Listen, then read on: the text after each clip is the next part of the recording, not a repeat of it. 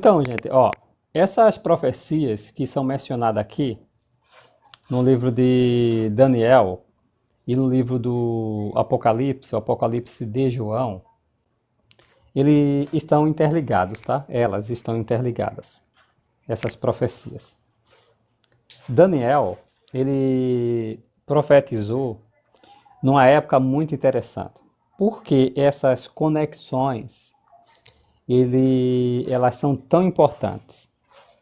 Por exemplo, quando Jerusalém estava para ser destruída pelos babilônicos, Nabucodonosor então era ali o rei mais conhecido, mais famoso, estava em ascensão, na época que eles estavam brigando lá no norte de Israel, ali, logo na passagem do rio Eufrates, os egípcios foram ajudar os babilônicos não, os assírios, né? Foram ajudar os assírios, que estavam enfrentando então ali a potência mundial babilônica. Na época o rei era Nabopolassar, pai de Nabucodonosor. Então os assírios, inclusive a Bíblia vai contar esse relato em que Faraó passa pela terra de Israel, que era ali então uma rota comercial, militar muito importante, e se encontra ali com o rei da Síria. A Síria, tá, gente? Não confunda com Síria. O Império Assírio, aquele Sargão, Salmanasé, deixa eu ver o nome de outros ali, Assurbanipal, a Síria. Entendeu o ponto? Então era essa potência que os egípcios haviam tentando ajudar. Essa potência, os egípcios foram. O que acontece? Na época em 646 a.C., o rei Josias de Judá tentou impedir que Faraó Neco chegasse até essa potência, essa potência não, aos assírios, né, para ajudar os assírios contra os babilônicos. E Josias, ele é morto nessa ocasião. E as coisas lá em Judá, ela muda. Então esse era o contexto da época em que nós entramos nessas profecias aqui, ó, mencionado no livro de Daniel e depois mais tarde também mencionada no livro do Apocalipse. Isso é interessante a gente entender. Ô, Roberto, desculpa te cortar aí a sua linha de raciocínio. Eu tenho uma pergunta referente a isso. A Bíblia não fala especificamente, mas o que foi que deu na cabeça de Josias para se meter nessa treta entre Egito, Babilônia e Assíria? É uma boa pergunta.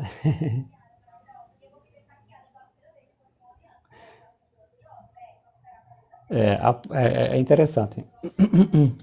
A Bíblia não diz todos os detalhes, mas por que o que é que existia? Não silenciei ele não, na verdade. Espera aí, só um minuto. Nesse caso aqui, deixa ele. Pronto. Aqui, ó. É bloquear mesmo. Essas pessoas assim é bloquear, porque a pessoa não. Então, é uma boa pergunta, viu, Isaac? Mas assim, ó, na época, Josias ele estava fazendo como é que se diz? Uma limpeza na nação de Israel, uma reforma, o correto é isso, uma reforma política, religiosa e militar. Então, ele estava ali com esse intuito. Então, como era um território em que ele estava em expansão, ele queria restaurar aquilo que Israel havia perdido em questão de território, então ele se envolve nessa briga.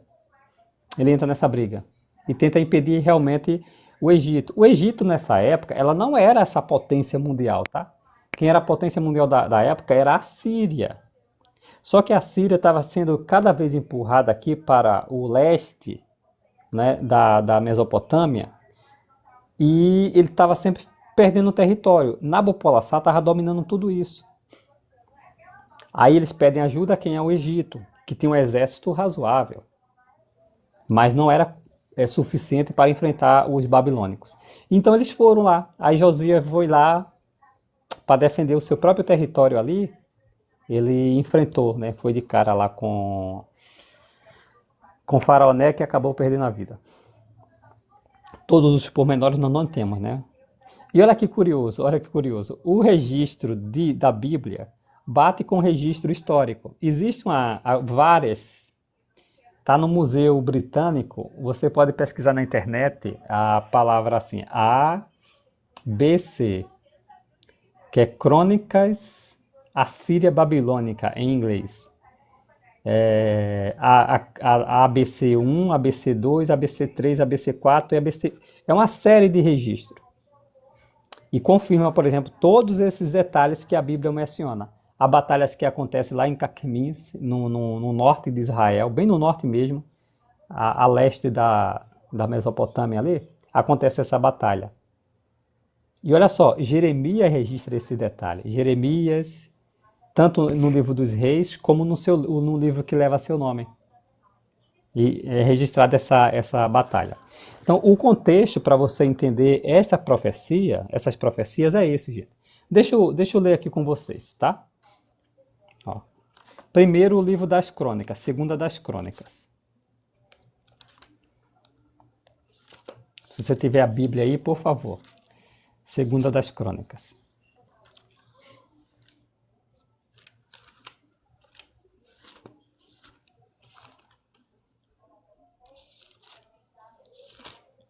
Ó. Tem das crônicas, tem primeira dos reis, tá? Segunda das crônicas, o capítulo 35, menciona o versículo 20, o versículo 20 diz assim, ó.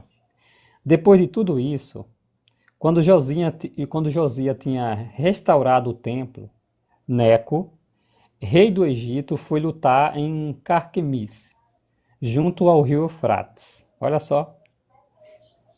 Então Josias saiu para lutar contra ele. Por isso ele lhe enviou mensageiro para dizer: o que você tem a ver com isso, rei de Judá? Eita, Geraldo, olha. Brothers, Joel, Jehovah loves you. Eita, olha aí.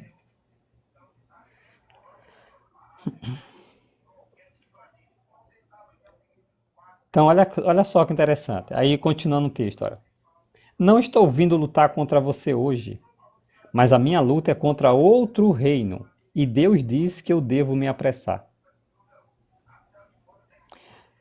Para o seu próprio bem, pare de se opor a Deus, que está comigo, senão ele lhe causará ruína. Mas Josias não desistiu de enfrentá-lo e disfarçou-se para lutar contra ele. Não quis escutar as palavras de Neco, que vinha da boca de Deus. Assim foi lutar na planície de Megido, ou Megido, né? Então ele foi lutar nessa ocasião, gente, nesse local aí, ó, Megido. E o que acontece? Ele perde, né? O próprio Egito, ele muda lá o rei de Israel, ele vai mudar, vai ser Jeoacás, depois Joaquim e assim vai. Então era essa confusão que estava acontecendo lá no reino de Judá. E a briga pela hegemonia política estava acontecendo entre a Síria e o Império Neobabilônico, que estava lutando ali. A Síria às vezes reconquistava um território, às vezes era a vez de Babilônia. Então era assim que acontecia. Mas o registro, tanto bíblico como o registro secular, a crônica ABC 4, que é a sucessão de Nabopolassar, mostra que os egípcios sofreram uma derrocada muito grande. E também vai registrar a sucessão de Nabucodonosor.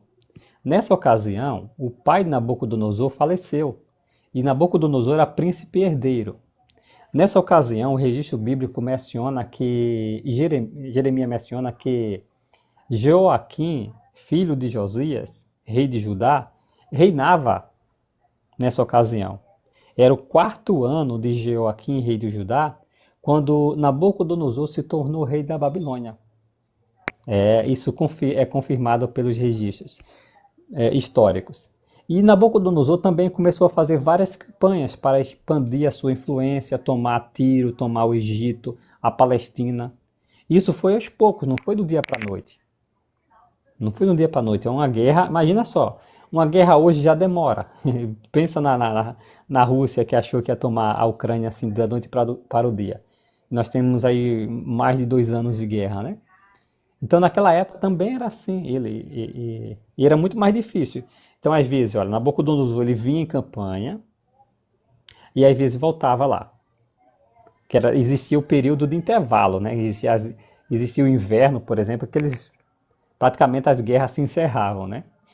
Depois retomava de novo. Então era assim que acontecia na época. E Nabucodonosor fez várias campanhas. Então olha só que interessante. Então, analisando, por exemplo, a geopolítica dessa ocasião, do 7º século antes de Cristo, era assim. A Síria estava dominando tudo. A potência que estava em sucessão eram os babilônicos. E aí, Max, boa noite. O Egito exercia muita influência sobre Israel ainda, porque estava bem pertinho ali, né, próximo, né, de Israel. E Israel ficava bem no centro porque e existia ali a rota muito importante, tanto para o continente africano, como para a Ásia, como para a Europa. Você tinha Israel ali, era o centro, vamos dizer assim. E olha só, o Egito tomou Israel e começou a mudar os reis e disse, olha, agora vocês vão pagar tributo a mim. E nessa ocasião, a nação de Israel passou a pagar tributo aos egípcios. Ele se tornou um rei vassalo do Egito. Jeoaquim se tornou rei vassalo do Egito.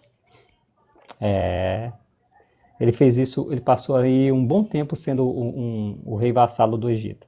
Só que, lembrando da briga que aconteceu lá no norte de Israel, Babilônia surgiu como potência mundial da época.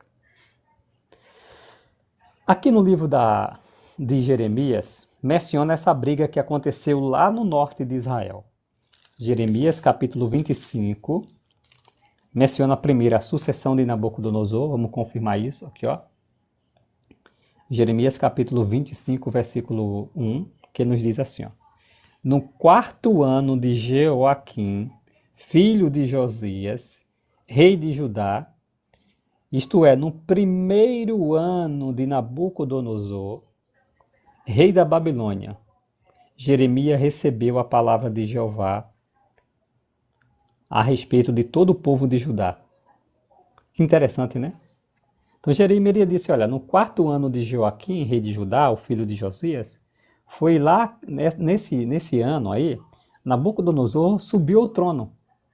Foi de fato nessa ocasião em que aconteceu aquela batalha lá no norte, e Nabucodonosor, que era príncipe herdeiro, ele tinha que voltar para a Babilônia, porque Nabopolassar, pai de Nabucodonosor, havia falecido.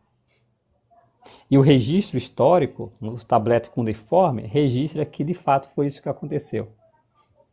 Menciona o 1º ano de Nabucodonosor como rei da Babilônia. Interessante, né? O que acontece, gente? A batalha continuava intensa lá em cima, lá no norte de Israel. Intensa. Ó, passa pelo reinado de Josias, um período do reinado de Josias, entra no reinado do filho dele e a briga continua intensa. Jeremias vai registrar, isso é impressionante. Olha só. Aqui em Jeremias, capítulo 46. Gente, olha que interessante. Isso está registrado na Bíblia e chegou para nós com muita facilidade. Do hebraico para o grego, do grego para o latim, do latim para o alemão, o inglês, o francês, o italiano, o espanhol. Nós sabemos disso. Só que os tabletes cuneiforme, escrito em língua acadiana, demorou muito tempo para ser decifrado. Muito tempo. Nós ficamos sabendo dessas batalhas através da crônica secular, agora há pouco. Mas a Bíblia já registrava isso com precisão. E quando nós cruzamos os dados bíblicos com os dados secular, só é confirmado. É interessante.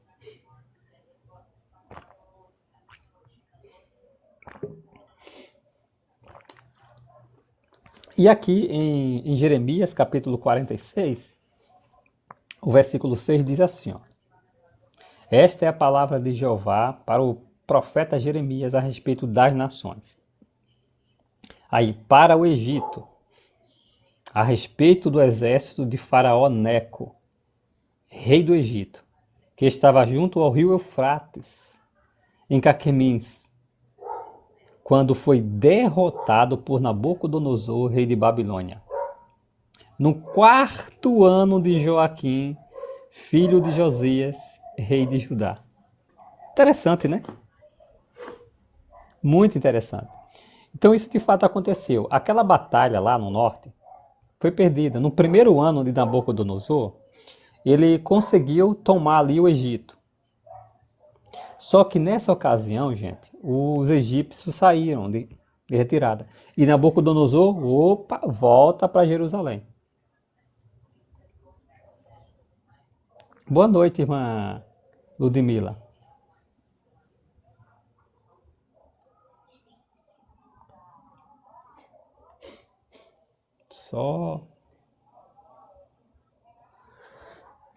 E Nabucodonosor volta para Babilônia. E depois ele começa a fazer campanha de novo para conquistar. Como Nabucodonosor tinha submetido os assírios sobre o seu poder, toda a região que ele passava ali, a leste da Mesopotâmia, se sujeitaram a Nabucodonosor sem guerra nenhuma. Ele passava e se rendiam. E ele desceu em relação ao sul, né, para o Egito. E quem que ele encontra? O rei de Judá.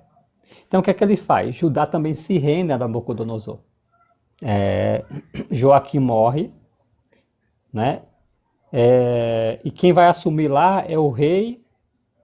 Nessa ocasião que eles tomam, desculpa, é confuso, sabe? Ele desce, nessa ocasião que ele desce em relação ao Egito, ele submete Jerusalém, Jeoaquim, que tem Joaquim e Jeoaquim, né? Ele submete Joaquim ao seu domínio agora.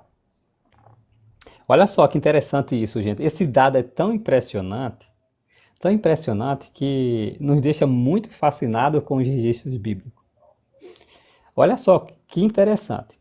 Em Jeremias, capítulo 25, nota, isso aqui é um pouco confuso, tá, gente? Mas é importante estar assim, porque só confirma aquilo que Jeremias realmente registrou. E Jeremias foi um historiador extraordinário. Então ele menciona aqui no 4º ano de Jeoaquim, rei de Judá, era o 1º ano de Nabucodonosor. Olha só, o 1º ano de Nabucodonosor era o 4º ano de Jeoaquim. Só que Daniel dá uma informação que parece contradizer Jeremias. Daniel capítulo 1, versículo 1, parece que Daniel cita algo meio confuso ali. Só que quando você analisa os dados históricos dentro da Bíblia, de modo cronológico, aí, agora eu entendi.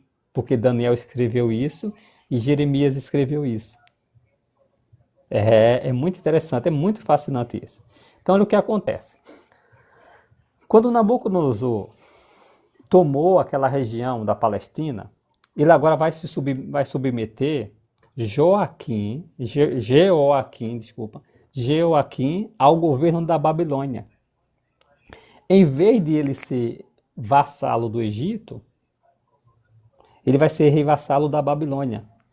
Então ele vai pagar tributo agora à Babilônia e não ao Egito, porque o Egito também seria conquistado por Nabucodonosor e o Império Neobabilônico. E olha só que interessante, quando você vai lá e cá nesses dados e cruza esses dados, monta esse quebra-cabeça, você consegue entender isso. Embora a Bíblia não forneça todos os pormenores, ela nos ajuda a entender de fato o que aconteceu. Então, aqui no livro de Segunda dos Reis.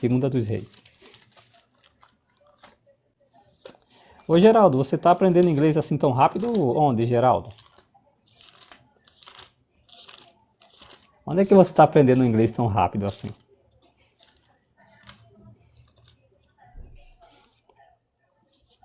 Então, eu vou ler o relato para ver se vocês conseguem entender tudo aquilo que eu falei até agora. Se você não conseguiu entender, você põe aí não entendi. Aí eu tento ajudar você a compreender esse relato de novo, tá? Talvez se você chegou agora, talvez não consiga entender todo o contexto aí geral e histórico. Mas vamos lá. Aqui em 2 capítulo 23, o versículo 28. Eu vou ler até o versículo 36. Aí você vai entender essa briga toda que aconteceu naquela região entre a Síria, Egito, Babilônia e Israel, que estava no meio de tudo isso. Então diz assim o versículo 28. Quanto aos outros acontecimentos da história de Josias, tudo o que ele fez, não estão escritos no livro da história da época dos reis de Judá? Nos seus dias, Faraó Neco, o rei do Egito, foi ao encontro do rei da Síria, junto ao rio Eufrates. E o rei Josias saiu para enfrentar Faraó Neco. Mas, quando Neco viu, matou-o em Megido, ou Megido. Portanto, seus servos e seus servos de Josias levaram seu corpo num carro de guerra de Megido a Jerusalém e o enterraram na sua sepultura. Então o povo da terra tomou Jeoacás, filho de Josias, ungiu e fez rei no lugar de seu pai. Jeoacás tinha 23 anos de idade quando se tornou rei e reinou por 3 meses.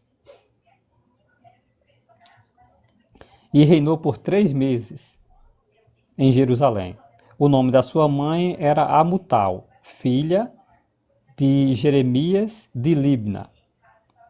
Ele começou a fazer o que era mal aos olhos de Jeová, conforme tudo que os seus antepassados tinham feito. 3 meses. Por que ele reinou 3 meses? Porque Faraó Neco prendeu em Ribla, na terra de Amates. Gente, tudo isso é registrado no tablete cuneiforme, tá? Para impedir que reinasse em Jerusalém. E então exigiu que o país pagasse tributo de 100 talentos de prata e 1 talento de ouro. Olha só. Além disso, Faraó Neco fez Eliaquim, filho de Josias, rei no lugar de Josias, seu pai, e mudou o nome dele para Jeoaquim. Entendeu agora como Jeremias vai dizer isso? Jeremias capítulo 25.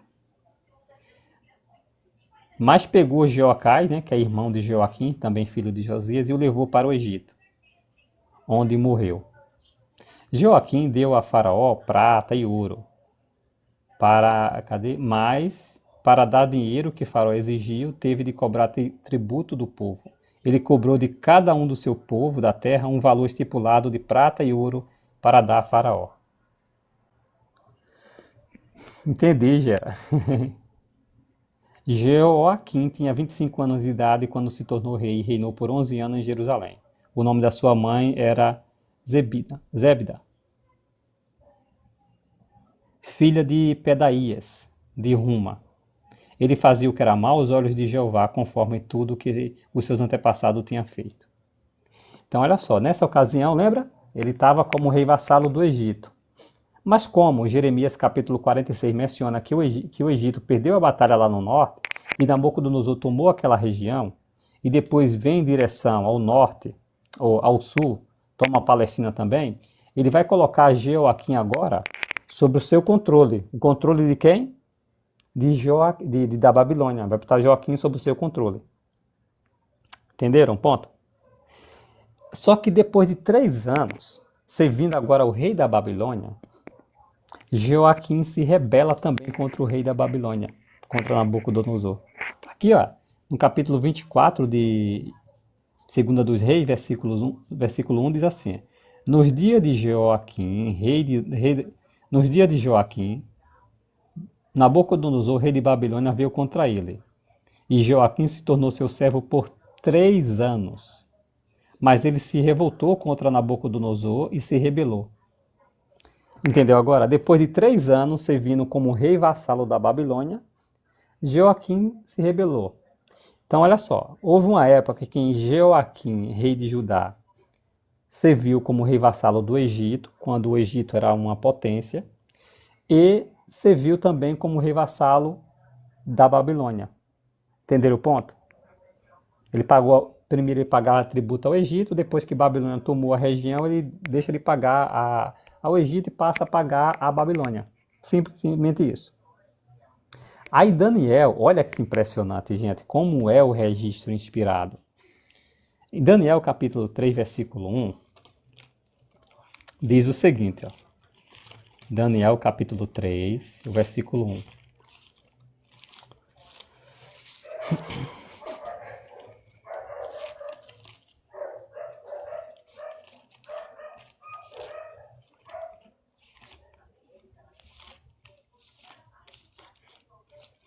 Diz assim, ó.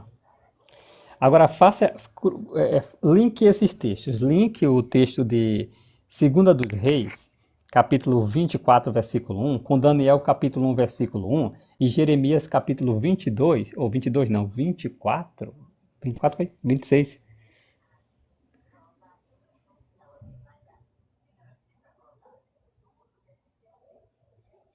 Há algum produto bom para a memória?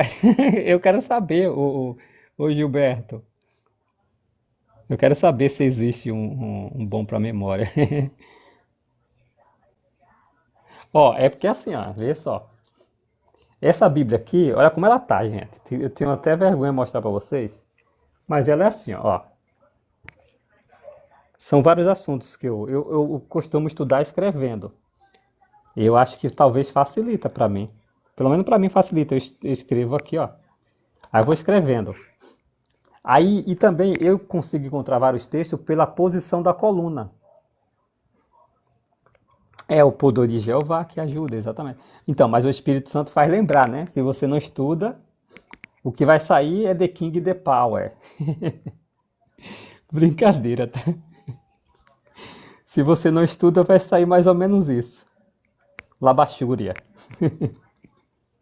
Não é o Espírito Santo, tá, gente? Se sair Labachúria, The King the Power, não é. Aí, ó, a irmã Neuza falou uma boa dica aí, deu uma boa dica, ó. Ai, ai. Então aqui, ó, em Jeremias não, Daniel, gente. Daniel capítulo 3, ou Daniel capítulo 1, versículo 1 diz: no terceiro ano do reinado de Joaquim. Mas como assim terceiro ano do reinado de Joaquim? Gente, terceiro ano do reinado de Joaquim como rei vassalo, como rei submisso à Babilônia, tá? Lembra que ele reinou por 11 anos, Joaquim? 4 anos ele serviu lá para o Egito. Passou um tempo independente até que Nabucodonosor tomasse lá a região. Foi no sétimo ano, sétimo, oitavo ano dele, que Jeremias vai registrar isso, tá, pessoal? Que ele toma lá aquela região da Palestina e agora ele passa a pagar tributo à Babilônia. Então, depois de 3 anos servindo ao rei da Babilônia, o que acontece? Joaquim decide se rebelar. Aí Daniel registra, no terceiro ano do reinado de Joaquim como rei vassalo da Babilônia, o rei de Judá, né, Nabucodonosor, rei de Babilônia, chegou a Jerusalém e a sitiou. Então ele vai lá, só que Joaquim, possivelmente, eu acho que ele é assassino, não posso dizer essa palavra, mas Joaquim, possivelmente ele é assassino, E quem é colocado no lugar dele, voltando lá em 2 dos Reis, ó, capítulo 24, 2 dos Reis, capítulo 24,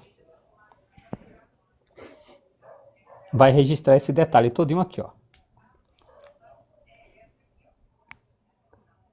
Exatamente. Fizeram isso, entenderam, né? Então aqui, se você ler o capítulo 24 de 2 dos Reis, nos diz assim, ó. Nos dias de Joaquim, rei, nos dias de Joaquim, Nabucodonosor, rei de Babilônia, veio contra ele. E Joaquim se tornou seu servo por 3 anos. Mas ele se revoltou contra Nabucodonosor e se rebelou. Então Jeová começou a enviar contra Joaquim bandos de salteadores caldeus, sírios, moabitas e amonitas. Ele continuou a enviá-los a fim de destruir Judá, segundo a palavra que Jeová tinha falado por meio dos seus servos, os profetas. Foi certamente pela palavra ou pela ordem de Jeová que isso aconteceu a Judá, para removê-lo da sua vista, para removê-los da sua vista, por causa de todos os pecados que Manassés tinha cometido, e também por causa do sangue inocente que tinha derramado, pois tinham enchido Jerusalém com sangue inocente, e Jeová não quis perdoar.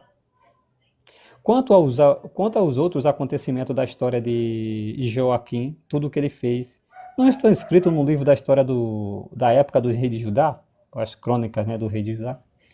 Então Joaquim descansou com seus antepassados e Joaquim, seu filho, tornou-se rei no seu lugar. O rei, aqui já é uma lacuna para informar aqui a questão do Egito, né? Aí o versículo 12 diz assim, ó, Joaquim, diferente de Joaquim, tá? Joaquim, rei de Judá, entregou-se ao rei de Babilônia. Isso aqui não confunda Joaquim com Jeoaquim, é diferente.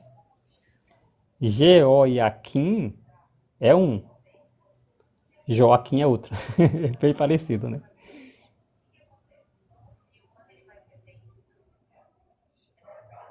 Então teria muito, possivelmente na destruição de Roma, a destruição de Jerusalém, e esses anais aqui foram destruídos, o Rodrigo, possivelmente.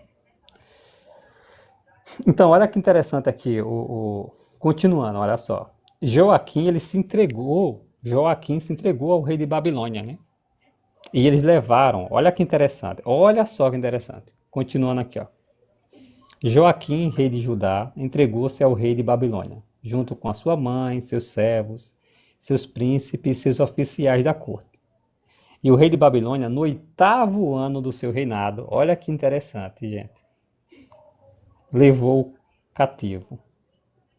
Então, assim como Jeová havia predito, ele levou todos os tesouros da casa de Jeová e todos da sua casa, ou os tesouros da casa do rei.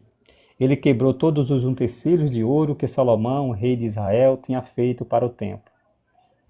Ele levou para o exílio toda a Jerusalém, os príncipes, todos os guerreiros valentes, todos os artesãos e os ferreiros. Levou 10.000 para o exílio. Não ficou ninguém, a não ser os mais pobres do povo da terra. Assim, ele levou Joaquim para o exílio em Babilônia. E também levou os exilados de Jerusalém para a Babilônia. A mãe do rei, as esposas do rei, seus oficiais da corte e os homens mais importantes do país. O rei de Babilônia levou para o exílio em Babilônia todos os guerreiros, 7.000, além de 1.000 artesãos e ferreiros, todos eles homens valentes e treinados para a guerra. E o rei da Babilônia fez Matanias, tio de Joaquim, rei no seu lugar, e mudou o nome dele para Zedequias. Olha só. Sim, o Mendes, exatamente, a Pérsia. É isso mesmo, o Irã. Então, Zedequias agora que cuida do povo. Então, olha que interessante. Gente, olha que interessante. O que acontece com Joaquim? Joaquim morreu, né? Mas quem começa a reinar é Joaquim. Aí Joaquim, opa, Babilônia, chegou o rei de Babilônia, opa, eu me rendo. Foi assim? Opa, eu me rendo. Aí ele foi levado para Babilônia, junto com os seus, com os nobres, com os guerreiros, com a sua mãe, com os príncipes, tudo isso. Foi levado lá para, no 8º, dependendo do ponto de partida, né? O 7º ou 8º ano do reinado de Nabucodonosor. Sabe quem entra aqui também nessa história? Nós já lemos já Jeremias e lemos Daniel, porque eles viveram eles eram contemporâneos. Quem é que entra nessa história aqui, gente? Outro profeta, Bem importante.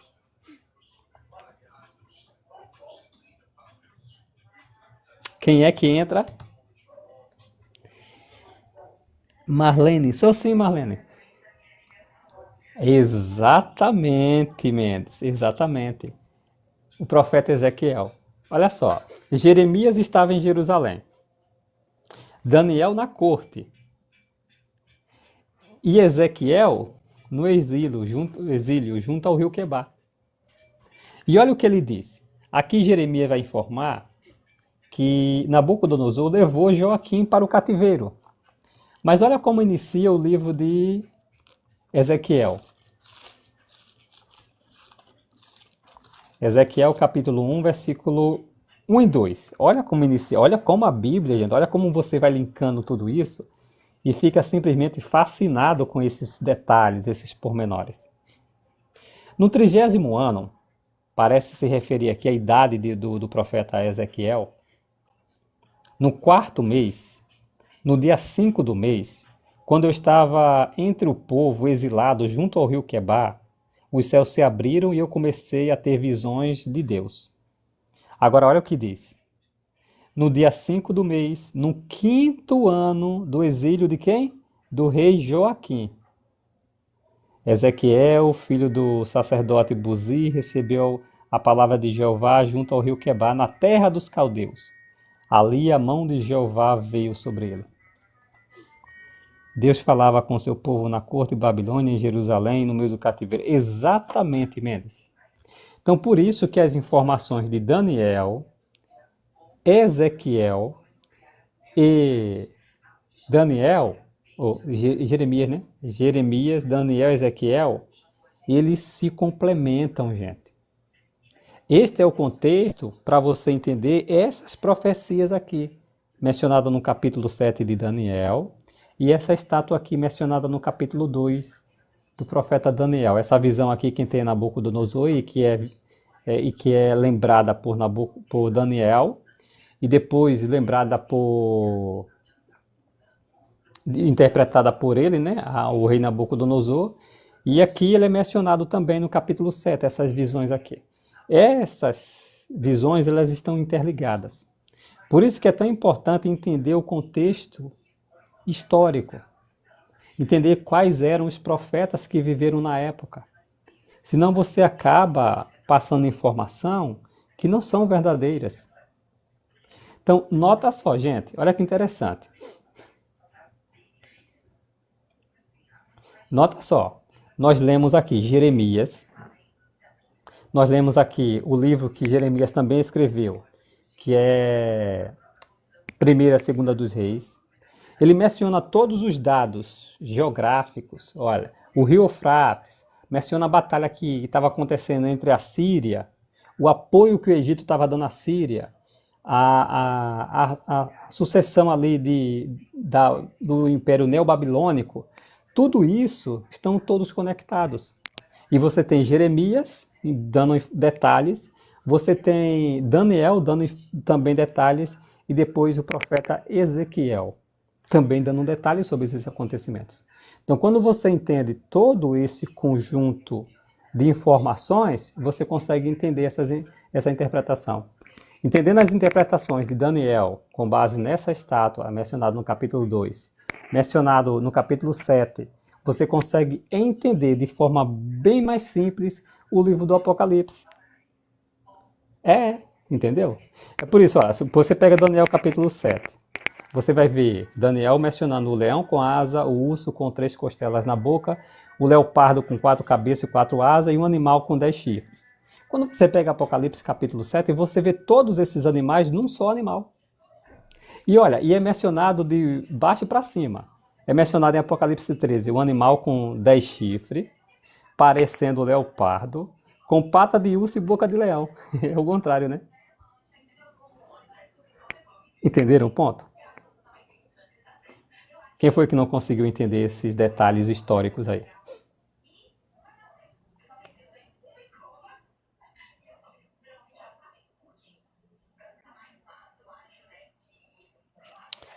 Tem gente que diz que não pode ligar as de Daniel com Apocalipse.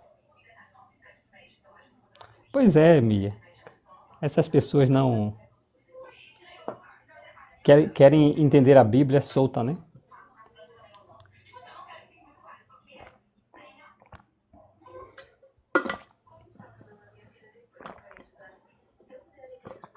Exato, Mendes, exatamente. É porque assim, ó, o livro de Daniel e o livro de João, João é como se Deus dissesse assim, calma. No livro da Revelação, eu vou dar mais pormenores a vocês, para vocês entenderem o quadro geral do cumprimento dos proféticos. Aí facilita, né? Então, isso também ajuda a entender o seguinte, gente. Entender as profecias da Bíblia de maneira soltas e aleatória, você não traz uma interpretação abalizada, coerente. Você não traz. Entendeu?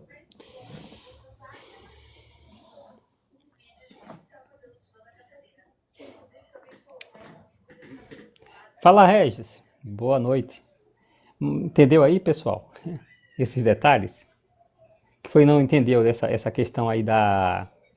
Como é que eu falo? O contexto histórico aí. É difícil, eu sei que é difícil. Pega o território de Jerusalém, pega os reis, pega as nações ao redor, não é assim? E fica bem difícil de você, opa, meu Deus, como é que consegue lembrar de tudo isso? Não é assim?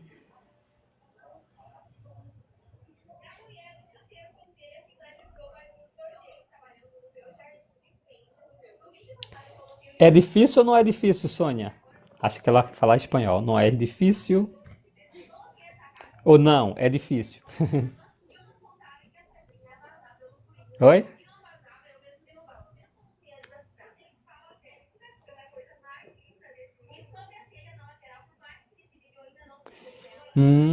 Tá, entendi. Ô, Mendes, a peça atual Irã é o urso que despedaça? Então, olha o que acontece, ô Mendes. Esses aqui, como entender essa profecia agora? Vimos o contexto histórico de como essas profecias foram escritas, agora como entender essas profecias? Ó, o leão com asa, ele representa o Império Babilônico, o Império Neobabilônico. Nabucodonosor, que inicia então ali dentro do contexto profético. Mas entenda o seguinte, será que a Bíblia está se referindo, quando Daniel interpreta essa estátua, a todos os impérios da Terra? Não. Boa noite. Está falando do governo ou poder? Governo humano, exatamente, ou poder. Quando a Bíblia vai mencionar as potências mundiais aqui, ô Mendes, ela não está se referindo a todos os reinos da Terra, todos os impérios da Terra. Não. Ela está só falando dos reinos que tiveram impacto sobre o povo de Deus. A princípio os israelitas e depois do ano 33, os cristãos ungidos, os cristãos do primeiro século em diante. Então não são todos os impérios da Terra. Entenderam aí? São impérios que tiveram impacto sobre o povo de Deus. Por quê? Como é que nós sabemos isso? Porque a profecia está conectada a Gênesis 3,15, onde Deus promete um descendente especial. Sim, Israel ficou eufrata com Deus. Rapaz, estou precisando melhorar meu estudo pessoal, Mateus. Por que, Mateus? Ô, Mateus, mas isso aí são dados históricos que cada um gosta de uma área, né, Mateus? Tem um que gosta de profecias, outro... Sabe uma área que eu acho que eu preciso... falta, né? Sabe uma que eu preciso melhorar mesmo? É com relação à geografia. Olha que eu já estudei, por exemplo, a geografia de Israel. É muitos detalhes, muitos pormenores. Quando você cava ali, você encontra tantas joias espirituais. Ficou em falta. Sim, Sônia, entendi. Entenderam? É um ponto aí. Então, olha só, quando essas profecias, gente, está interligada a Gênesis 3,15, onde Deus promete, assim que acontece a rebelião do primeiro casal humano, Deus promete um Messias, um descendente, que iria acabar com aquela rebelião iniciada no Éden. tanto pelos nossos primeiros pais, Adão e Eva, como por aquele que estava por trás da serpente, Satanás, o diabo. Então Deus promete, olha, eu vou trazer um descendente. No entanto, esse descendente especial, ele seria produzido, mas com muita dificuldade, porque haveria o quê? Oposição na produção, no surgimento desse descendente especial. Não seria todo e qualquer descendente hebreu, seria um descendente especial. Haveria oposição, por isso que é mencionado. Haverá inimizade entre você e a mulher, entre o seu descendente e o teu descendente. Este te machucará a cabeça e você lhe ferirá o calcanhar. É essa profecia aí. Ou seja, o Messias, o Cristo, exato em grego, viria, mas haveria oposição. De onde é que viria o Messias? Primeiro, qual país? O país era Israel. Qual o estado? Judá. Entendeu? Qual como é que diz a cidade? Belém. Qual a família? Davi. Entendeu o ponto aí agora? Então, as nações vizinhas foi usada pela serpente para impedir que esse Messias viesse. Ele tentando exterminar, então, a descendência de Abraão, se ele conseguisse, ele iria acabar com a linhagem do Messias. Ele iria acabar. Dizem que Davi achou que Gênesis era sobre ele, sobre seu filho. Possivelmente ele poderia ter imaginado isso. Seria no talo. Exato, Sônia. Isso mesmo. Ela tá entendendo lá. Eu acho que ela não sei, acho que ela fala outro idioma lá. Não sei se é espanhol, se é o... Deixa eu voltar aqui, tá? Então, qual foi a primeira potência mundial que tentou impedir ou causar um genocídio à nação de Israel? Espanhol, ela tá entendendo, então. Ela entende bem o português, ó. Exato, Mendes, foi o Egito. Por quê? Lembra da ocasião em que... Lembra da ocasião? Exatamente, foi o Egito. Por que foi o Egito? Porque quando o José morreu e surgiu um faraó que não conhecia José, o que é que ele fez? Ele tentou causar um extermínio do povo, um genocídio do povo judeu. Na verdade não era povo judeu, né? Judeu é quem é da tribo de Judá, para ser sincero. Esse termo judeu é mais amplo. Entenderam? Aí ele, vamos... E tanto fizeram isso. Mas quem foi a potência usada para fazer isso? O Egito. E se ele fosse bem sucedido nisso, gente, ele conseguiria destruir a linhagem que daria então ao Messias prometido, ao descendente principal. Possivelmente, o Mendes, ele achava que Moisés... Ele era, né, um Messias, né, como Ciro também é mencionado como um Messias. Mas o Messias, o descendente principal... Esse seria o especial, aquele que iria assumir o trono de Davi. Mas lembrando, isso aí foi aos poucos, tá, gente? Naquela época eles não tinham todos os pormenores como nós temos hoje. Olhando para o passado, nós conseguimos enxergar aí o propósito de Jeová Deus para a humanidade. E como isso foi esclarecido aos poucos, através das gerações. Mas naquela época, eles não sabiam todos os pormenores. Então o Egito foi usado para tentar impedir essa linhagem, matando os meninos lá no Egito. Depois o que acontece? A nação de Israel recebe leis, não é? Lá no Monte Sinai, se estrutura numa nação com o tempo. Eles têm ali a estrutura de um reino com Davi, e sacerdotes depois com os levitas, bem estruturado, bem organizado.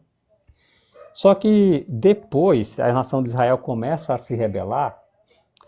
Os assírios, que era a potência mundial da época, se aproveitando da situação, destruiu o reino do norte, não é?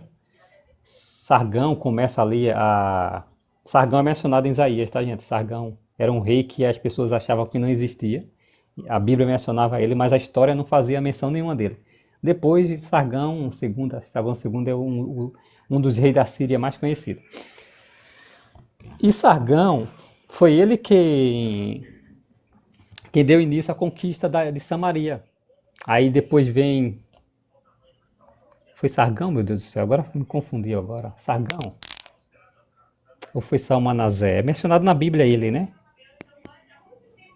Aí depois veio quem? Senaqueribe. Agora eu confundi, mas Senaqueribe é filho de Sargão? Segundo ou filho? É Sargão, né? É Sargão, exatamente. É isso mesmo. Aí veio quem? Senaqueribe. Aí depois da conquista, o Mendes, da conquista, quando Sargão ele dá início à conquista lá de Samaria, ele trai povos de fora para colocar no lugar, né? E ali houve uma mistura mesmo, realmente, de sangue ali. Os samaritanos se misturaram com povos que foram trazidos de outras nações. E até eles tiveram que ser ensinados para adorar o Deus de lá, o Deus do segundo local, por causa das pragas, né, que estavam atingindo ele. Mas olha que interessante. Aí o que acontece? A Síria, se aproveitando disso, tentou fazer o quê? Destruir o reino de Judá. Só que o reino de Judá era diferente.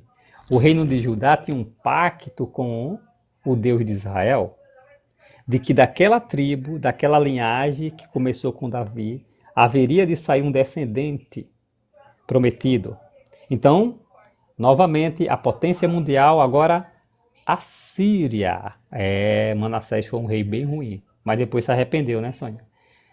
Então, a Síria, com Senaqueribe, se aproveitou da situação e começou uma conquista ainda maior. Gente, eles quase conquistaram Jerusalém. Só não conquistaram Jerusalém porque teve de haver uma intervenção divina. Eles cercaram Jerusalém. No Anais de Senaqueribe, ele vai mencionar, por exemplo, que conquistou as cidades da Judéia,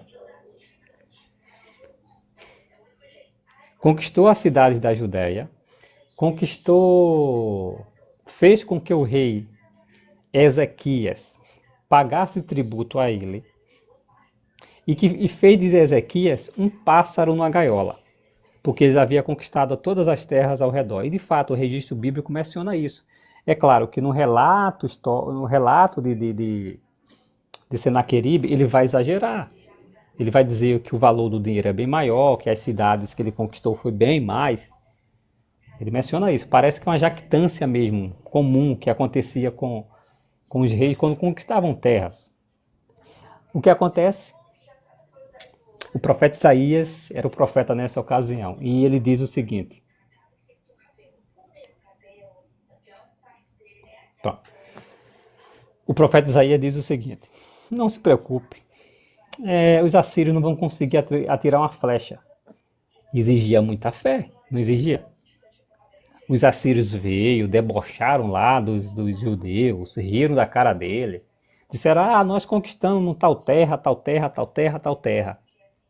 E os deuses deles não foram capazes de salvá-lo das nossas mãos.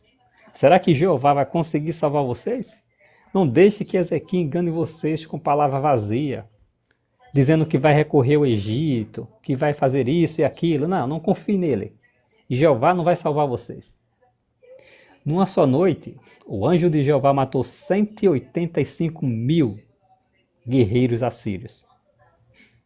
Heródoto vai registrar, o historiador Heródoto, olha, que os assírios perderam 185 mil homens, não tem como duvidar, tá, gente?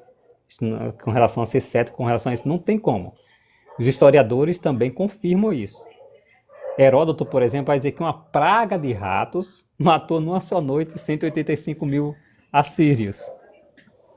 O relato inspirado diz que foi um anjo de Jeová que matou 185 mil. Estranho, né? Porque assim, o rei Senaqueribe não morreu.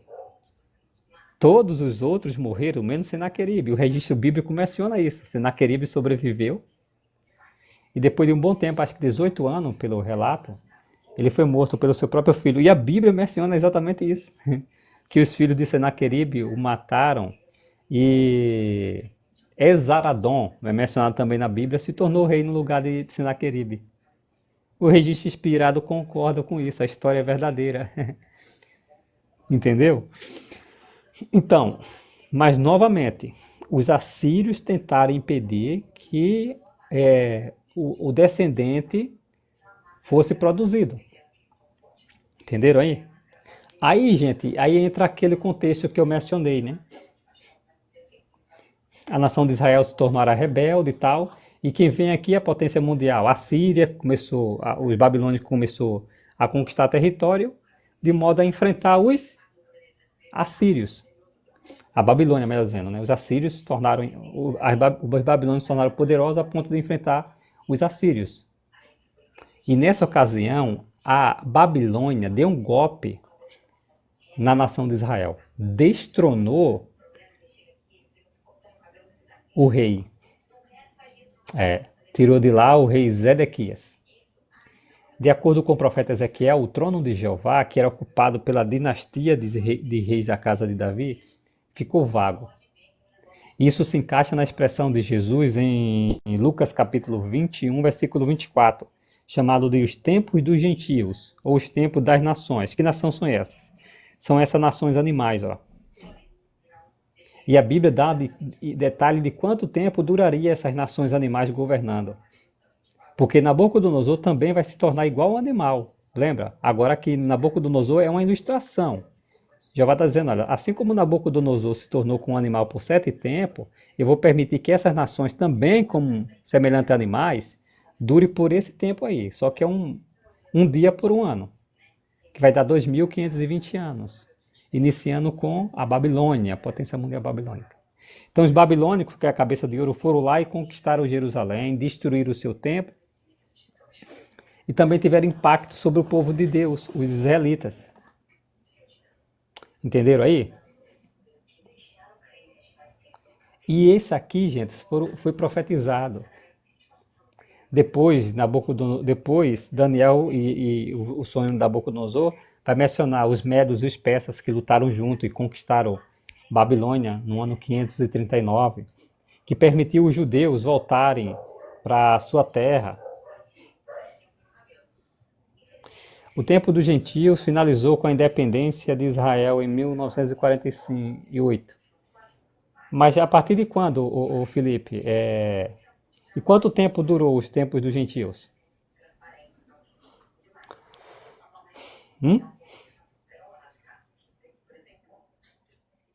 Israel nunca teve mais templo, homem. Como é que pode ter? Então, olha só que interessante. As nações gentias, que começam aqui, as potências mundiais, tiveram esse impacto. Depois dos medos e os persas, veio a Grécia. Depois da Grécia, veio Roma. Certo, meu irmão? Posto lá sim. Acho que Israel ainda está sendo pisado pelos gentios. Então, o Mendes, então, é um detalhe, é um assunto bem mais profundo. Por quê? Entenda o seguinte. Quando a Bíblia fala de Jerusalém, você precisa entender o seguinte. Deixa eu explicar para você.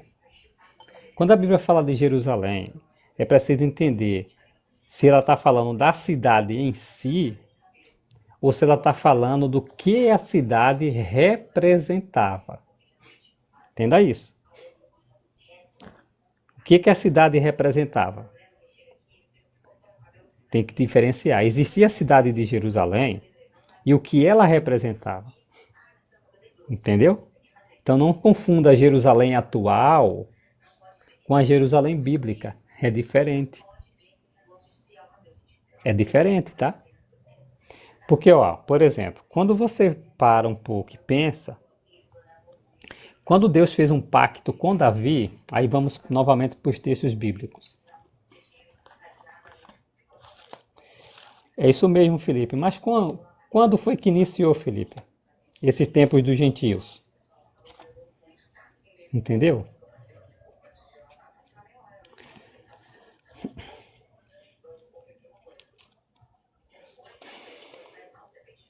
Aqui em 1 Samuel. 1 Samuel capítulo 12. Ou melhor, segunda, né? 2 Samuel 12.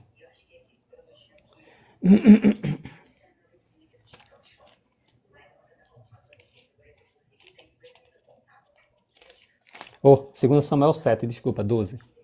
2 Samuel capítulo 7, versículo 12. São palavras ditas a Davi. Ele diz o seguinte: quando chegar o fim dos seus dias, falando com Davi, e você descansar com seus antepassados, farei surgir o seu descendente, seu próprio filho, e estabelecerei firmemente o reinado dele.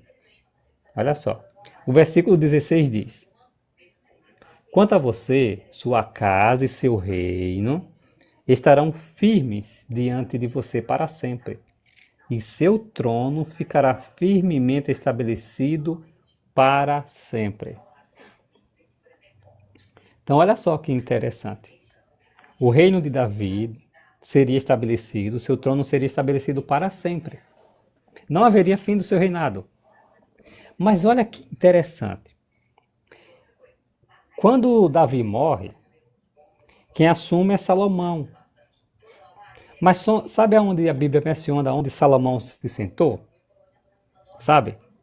Deixa eu mostrar para vocês aqui, ó. 1 dos Reis.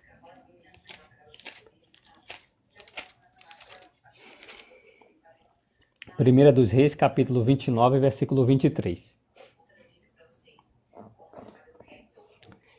Então, Felipe, mas eu estou perguntando a você, quando foi que iniciou os tempos dos gentios? E quanto tempo duraria? Para eu saber o cálculo que você mencionou que termina em 1948, com a fundação do Estado de Israel, eu preciso entender quando foi que começou, meu querido. Quando foi que começou os tempos dos gentios? Para terminar em 48. Então, o texto diz assim, ó. E Salomão se sentou no trono de Jeová, como rei no lugar de Davi, seu pai. Olha aí, gente, olha aí, gente. Começou em 1948 os tempos dos gentios? Sim, mas com que base? A pergunta é essa. Entendeu? Então Salomão se sentou aonde? No trono de Davi, seu pai. Que conseguiu entender, Mendes? Então Deus prometeu a Davi que seu reino duraria para sempre. E quem sentava no trono de Davi, sentava no trono de Jeová Deus, Jeová ou Yahweh, seja como for a pronúncia do tetragrama. Seja como for a pronúncia do tetragrama. Então, olha que interessante. Então, Jerusalém, ela não simplesmente significa a cidade em si, mas Jerusalém representava o governo de Deus.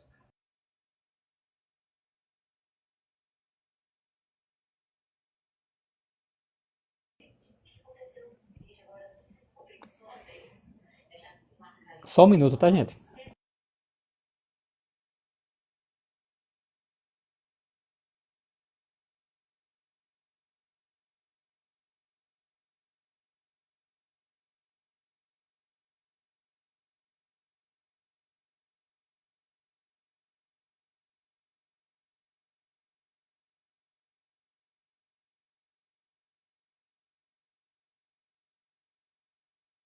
Voltando aqui.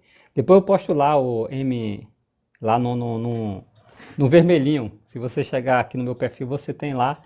E eu vou tentar postar lá no vermelhinho lá, no YouTube. Tá bom? Então, olha que curioso, gente.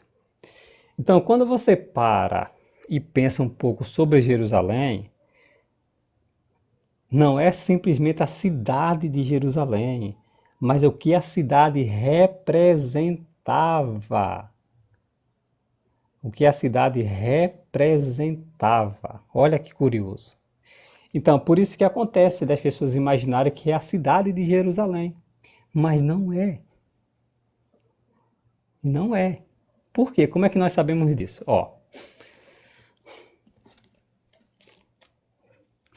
Aqui no livro dos Salmos, fala o seguinte, ó.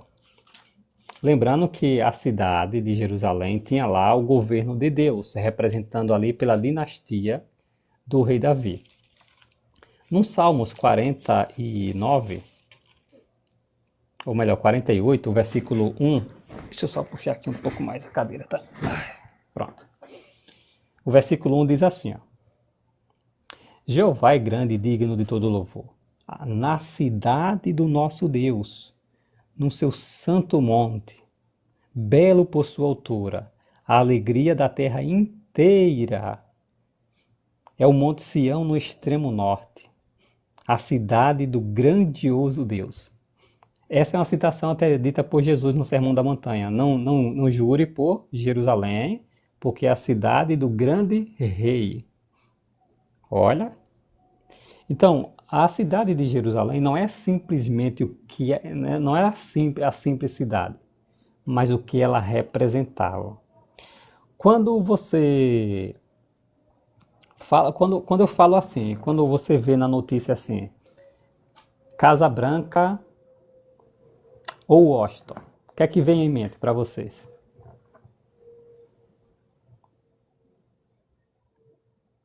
O que é que vocês têm em mente? Casa Branca e Washington.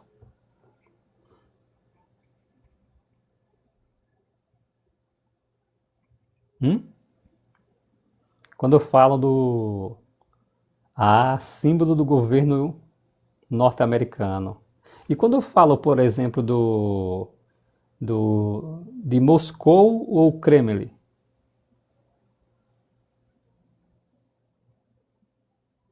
O que é que você tem em mente? Para, ô Felipe, pelo amor de Deus. A Rússia, o governo russo. Exatamente. Por quê?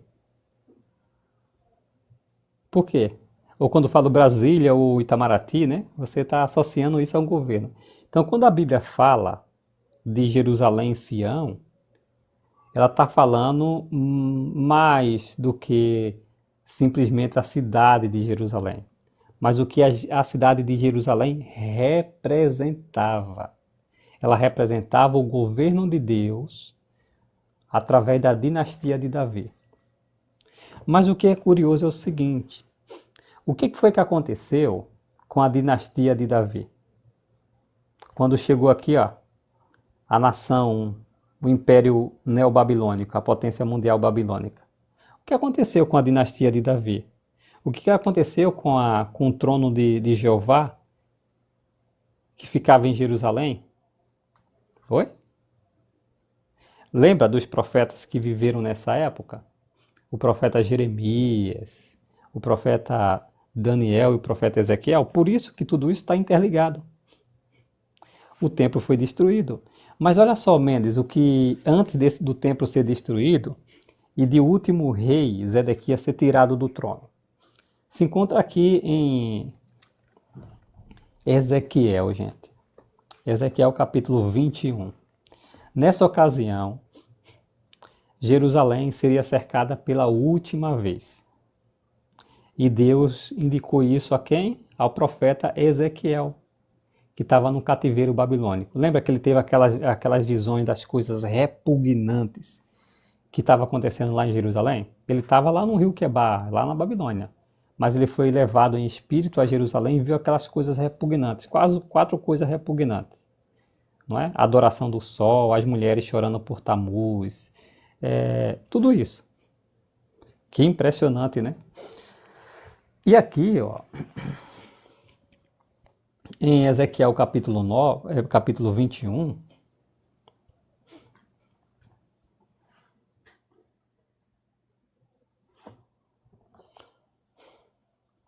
Ezequiel capítulo 21, versículo 24.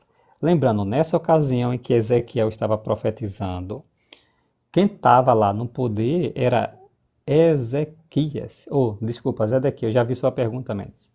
Zedequias estava no poder. Ele é o último rei da dinastia de Davi a sentar no trono de Jeová Deus. Aí olha o que o profeta disse, gente. Olha o que o profeta disse. Capítulo 21 de Ezequiel, versículo 25. Mas o seu dia chegou, o perverso maioral de Israel, ou seja, Zedequias, mortalmente ferido. Chegou o tempo da sua punição final. Assim diz o soberano Senhor Jeová: remova o turbante e retire a coroa. De quem? De Zedequias. Remove. As coisas não serão mais como antes. Enalteça o rebaixado e rebaixe o enaltecido. Uma ruína. Farei dela uma ruína. Olha só. E ela, isto é, a coroa e o turbante, não será de ninguém, até que chegue, olha o período de tempo, até que chegue aquele que tem um direito legal, e eu a darei a ele. Darei o quê? O contexto indica que é a coroa e o turbante. Entendeu agora? Então Deus disse, olha, eu vou precisar interromper aqui a dinastia de reis que começou com Davi.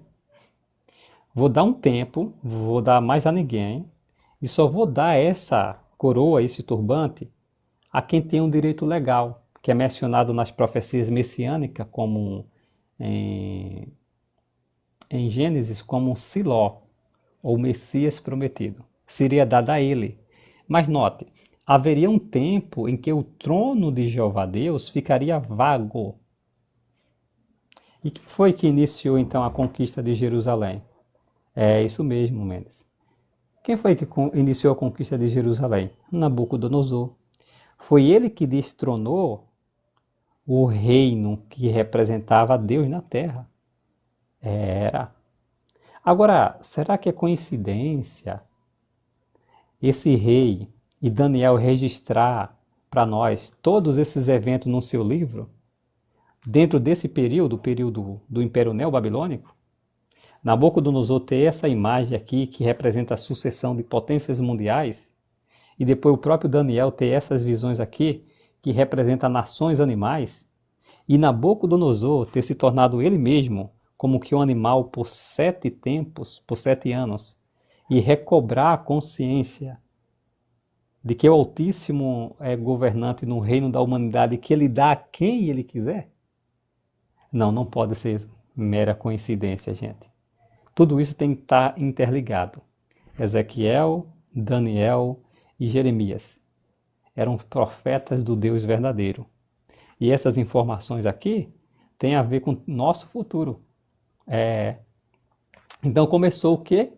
Os tempos dos gentios, ou dos goim em hebraico, né? Das nações. Deus permitiu que essas nações inimigas, olha, do povo de Deus, governasse sem nenhum representante davídico, sem nenhum representante. O trono de Deus ficaria vago e essas nações teriam total liberdade para governar como quisesse. Entendeu? Por isso que Nabucodonosor se tornou como um animal, gente. Não precisava Deus pegar Ciro e fazer com que ele se tornasse um animal por 7 tempos. Não precisava Deus pegar Alexandre o Grande e fazer com que Alexandre o Grande se tornasse como um animal por 7 tempos. Não precisava ele pegar César Augusto e fazer com que ele se tornasse um animal por 7 tempos. Não, ele já tinha ilustrado isso. Com quem? Com Nabucodonosor. E logo depois, em Daniel capítulo 7, ele deu a visão dos animais, de que essas nações teriam esse tempo também que Nabucodonosor teve. Só que a profecia, claro, no caso de Nabucodonosor como uma ilustração, como arquétipo, indicaria um período maior. E na profecia bíblica, 7 anos vezes 360, que é o ano profético, se você multiplica 7 vezes 360, dá 2.520 dias, no caso do ano. Levando em consideração a equação do próprio o profeta Ezequiel, um dia por um ano, dá 2.520 anos. Iniciando aqui com a destruição de Babilônia em 607 a.C., 2.520 anos termina justamente com o rompimento da Primeira Guerra Mundial, no ano de 1914. Que coincidência, gente, isso? O mais interessante é o seguinte, gente. O Messias, que é o Cristo, Jesus Cristo, ele iniciaria seu governo e haveria iria governar de modo simultâneo. A profecia do Salmo 110, versículo 1 e 2, diz que o Messias governaria no meio dos seus inimigos. Então haveria ainda governo humano na terra. Daniel 2,44 menciona enquanto ainda houvesse governo humano, onde diz, nos dias daquele rei, ou seja, ainda existiria reis na terra. O Deus do céu estabelecerá um reino que jamais será arruinado. Então o governo de Deus o trono de Deus iria ser ocupado novamente nos céus por Jesus Cristo, enquanto ainda houvesse governos humanos na terra. Seria simultâneo. Então Jesus começaria a governar no céu no meio dos seus inimigos, depois que terminasse os tempos dos gentios, 2520 anos. E interessante, e isso termina, esses 2520 anos, termina exatamente com os cenários mais terríveis que a humanidade já presenciou. E conforme Jesus profetizou em Mateus 24, Marcos 13, Lucas 21 e Apocalipse 6, guerra, fome, peste, terremotos e uma pregação mundial das boas novas do reino. Coincidência tudo isso? Se você fizer um cálculo matemático, isso não pode ser mera coincidência. Agora analise os fatos históricos. Bem, nós não estamos olhando aqui para o futuro agora, estamos olhando para o passado. O passado a história já contou, já ficou registrada só para a gente observar e encaixar nas profecias. Fica muito mais fácil para nós do que as pessoas que viveram nas 2 décadas anteriores a 1914. Essas 2 décadas anteriores a 1914 era chamado de Bela Época, porque era uma época de muita tranquilidade, propícia à paz, onde os governantes sentaram na mesa e tentaram resolver os problemas da humanidade. No entanto, a humanidade estava muito bem armada com as tecnologias que a Revolução Industrial tinha dado a esses países. Então, olha o que acontece. Em 1914 estourou a guerra mais sangrenta que a humanidade já tinha conhecida até então. Depois da guerra, a gripe mais devastadora da história da humanidade. Matou mais gente do que a guerra, inclusive. A gripe espanhola. Depois houve a crise de 29. A moeda alemã não valia nada. Até 1933, um pouquinho mais, né? A crise de 29 começa em 29 e termina em 39, com o rompimento da Segunda Guerra Mundial. Aí sim, a guerra mais sangrenta que a humanidade já teve. Com aquele horror das cidades de Hiroshima e Nagasaki, né? A arma mais devastadora que a humanidade já fez e usou, né? E hoje nós temos arsenal nuclear capaz de acabar com a vida na Terra. Então é muito interessante. E olha, nesse meio tempo, nesse período aqui, em que a Bíblia chama de sinteleia em grego, ou seja, a parte final dos dias, ou como disse Paulo em 2ª carta a Timóteo 3,16, os últimos dias desse sistema, ou como diz Apocalipse 12,12, o curto período que resta para Satanás, tudo isso se encaixa perfeitamente. Chamado também dos dias do Filho do Homem, na presença do Filho do Homem, se encaixa perfeitamente naquilo que nós estamos vivendo, desde o ano de 1914, com o fim dos tempos dos gentios. As nações já tiveram seus dias contados. Agora nós estamos vivendo os últimos dias desse sistema. O governo de Deus está nas mãos de Jesus Cristo. E agora ele pode intervir a qualquer momento para estabelecer o seu governo sobre a terra, dando início a 1000 anos, em que a humanidade será levada à perfeição. O diabo será preso no abismo. A terra será restaurada num paraíso. Os humanos serão levados à perfeição. No fim, Jesus entregará o reino a seu Deus e Pai, quando nós atingirmos a perfeição, aonde Deus será todas as coisas para com todos. Então, por isso que essas profecias têm tudo a ver com nós, conosco.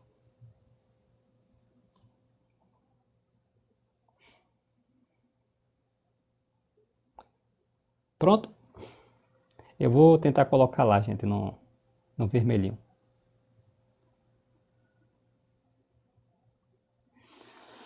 Então, o rapaz perguntou aí sobre as costelas, né? É só uma descrição do que a potência mundial representada pelo urso aqui faria. Os medos e os persas, né? Os medos e os persas, eles de fato, quando eles empenharam a sua conquista, eles devoraram muita carne. Porque a carnificina que eles causaram foi, então, pior do que os babilônicos. Então eles devoraram muita carne. E o território dele foi maior do que o dos impérios anteriores. Só perde para os seguintes, né? Os gregos e a Roma, né? Mas tudo isso, gente, olha só que interessante. Foi longa. Não sei nem quanto tempo de live eu estou aqui. Longo assunto.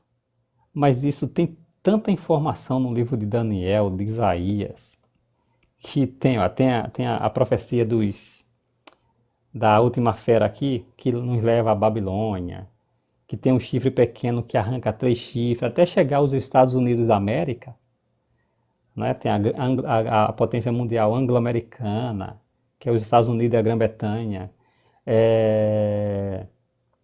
Você tem a criação da Liga das Nações e logo depois a ONU. Aí entra o Apocalipse. Não é? Tem também a Batalha do Rei do Sul e do Rei do Norte, que chega aos nossos dias também com a Rússia e seus aliados, os Estados Unidos com seus aliados. Tudo isso são parte das profecias bíblicas para os nossos dias. Falava-se aramaico no tempo de Cristo por causa das invasões gentílicas. Mendes, é uma discussão interessante, né? Sobre isso. Se eles falavam aramaico. O aramaico e o grego ele é bem parecido, né? É assim como é o português e o espanhol. Faltando paz e segurança. Que venha, viu, Diógenes? Que venha paz e segurança, né? É possível que eles falassem por causa dessa influência. É possível, a gente não tem todos os pormenores, mas é possível.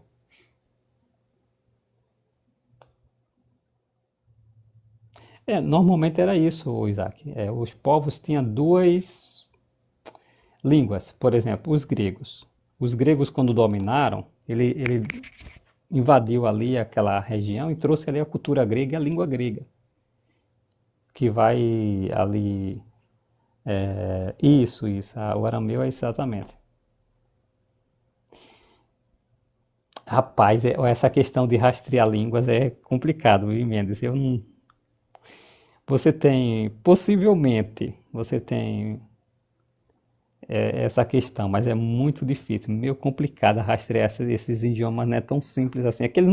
A língua não deixa registro falado, né? É só escrito, né? E assim, o hebraico e o aramaico, você tem os mesmos caracteres de vogais maçoréticas, então já fica confuso aí. O que vai mudar? Você fala em hebraico ave, não, é aramaico, né? Não, em hebraico você fala ave e em aramaico você fala aba. Olha como perto, como no espanhol, pai, em português, padre, em hebraico, madre, mãe, madre. Muito semelhante, muito perto um do outro ali.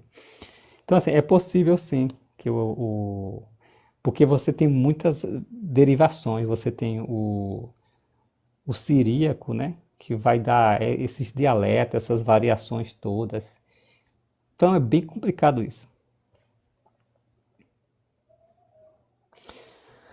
Dizem que quando Ciro libertou Israel da Babilônia, mostraram a profecia de Isaías para ele. Rapaz, ô Mendes, eu lembro, isso aí eu já li no livro de Daniel. Daniel não, desculpa, de Flávio Josefo.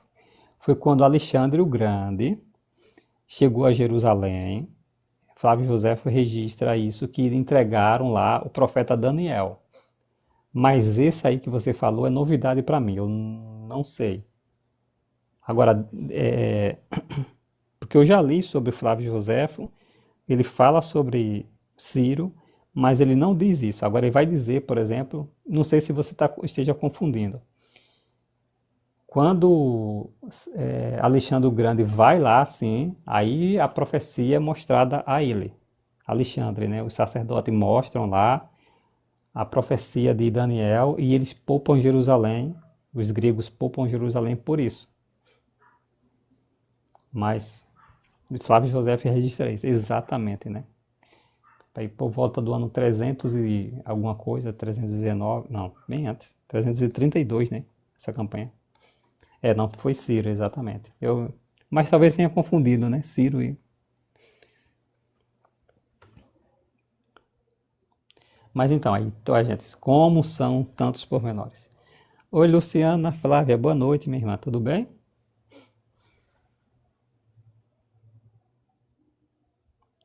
Mas isso tudo, gente, é só uma pincelada daquilo que, se você for estudar bem a fundo a história, a Bíblia, é muita informação. Ela aumenta a nossa confiança nas profecias da Bíblia, nos dá confiança, né, de que é certo o restante das profecias vão se cumprir, sem sombra de dúvida.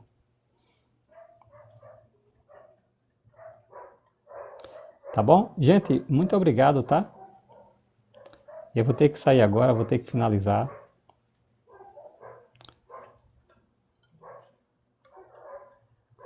Exatamente, Mendes, exatamente. As 70 semanas, né?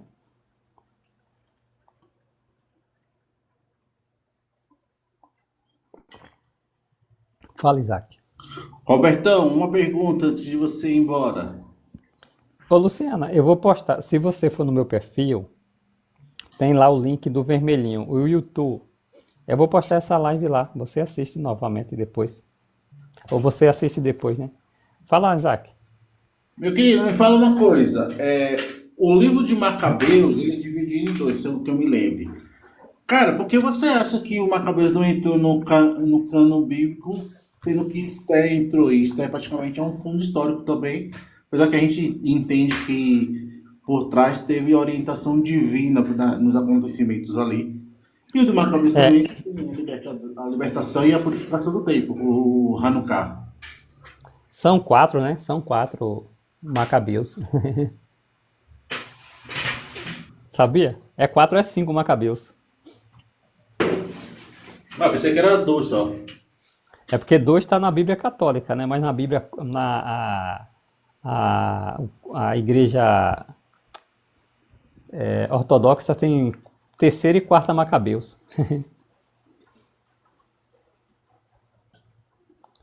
Entendeu? Entendi, mas você acha que qual foi o motivo? Pelo menos eu acho que o primeiro, né, que conta a revolta lá dos Macabeus, não entrou no livro. Não inspirado, Isaac, pelo seguinte fato. Tem informações lá que não bate com a veracidade da Bíblia. O próprio José deixa ele de fora. Você sabe que Macabeus ele não tem hebraico, ele está em grego, né? Não sabia. Ele não está em grego, ele está num cano palestino, ele não tá dentro das profecias.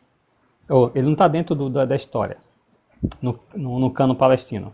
Ele vai aparecer no cano lá de Alexandria, que vai dar origem aí vai agregar na Septuaginta esse livro e depois vai ser traduzido. Aí os próprios pais da igreja vão rejeitar assim como inspirado. Histórico é uma coisa, inspirado é outra. Também assim, algumas informações que aparecem nele contradiz a inspiração da Bíblia. Os ensinamentos verídicos, por exemplo, eles falam de orar aos santos, orar aos mortos. Isso já foi influência dos gregos. O povo, os judeus mesmo, não tinham isso.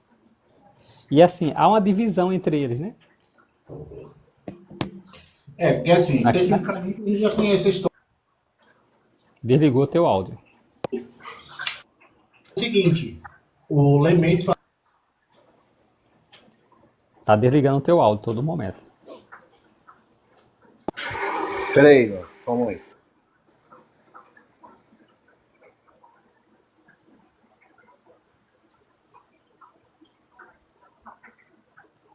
Voltei. Então vamos lá.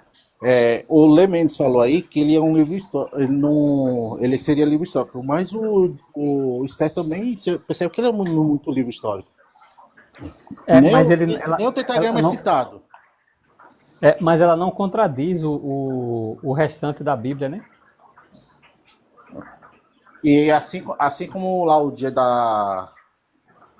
Eu esqueci o nome que fala. O Hanukkah, o Yom Kippur, não, o Turim, não, é o, como é que chama?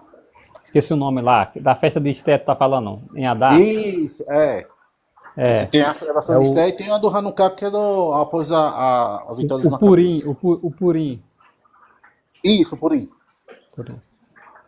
Sim, sim, sim.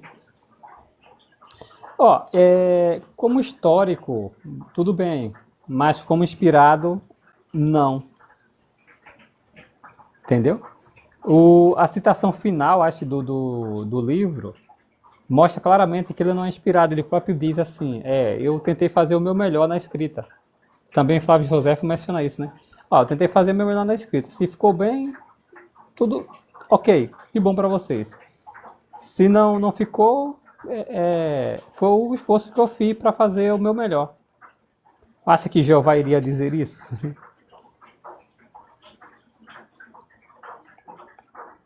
Não faz Beleza, muito. mano. Obrigado, tá? Pela explicação. Novo.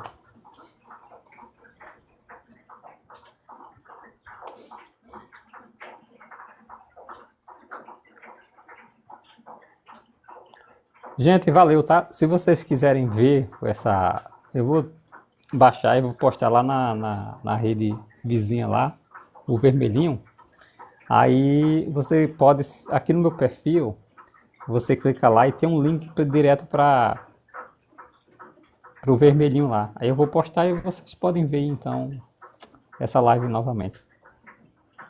Tá bom? Tchau, tchau, gente. Boa noite para vocês.